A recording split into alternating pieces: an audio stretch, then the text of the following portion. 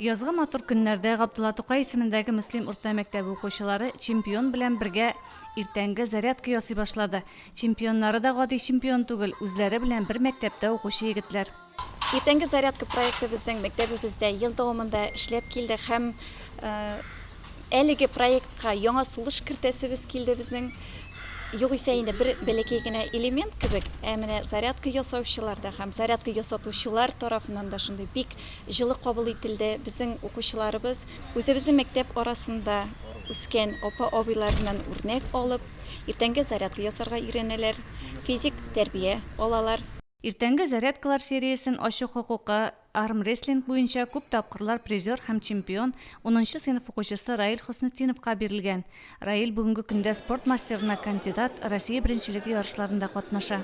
Шу күнегеләрдә мин үземнең спорт залда эшләгәндә инде. Организмның кан йөрелешен итә инде. Йөртүрә.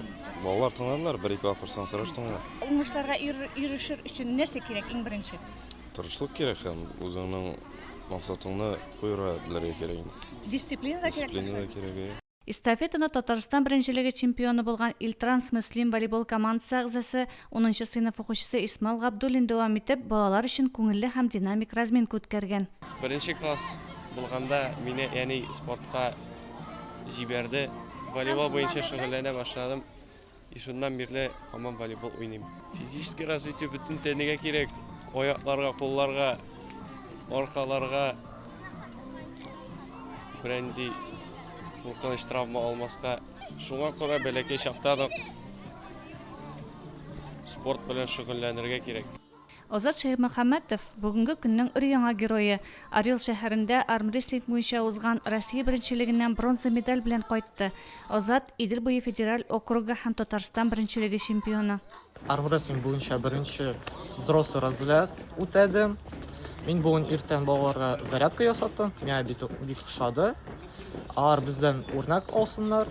Һәм спортта аларның бик зур уңышлары булсын. Чемпион белән зарядка ул гади генә иртәнге күнеге түгел, ә чын спорт, сәламәтлек һәм илһам бәйрәме. Мондый очрашулар балаларга спортның мөмкин, кызыклы һәм бик тәшәп нәрсә икәнен аңларга ярдәм итә. Бик рәхәт булды. Кем белән ясадыгыз бүген зарядка? Азат абыегызны.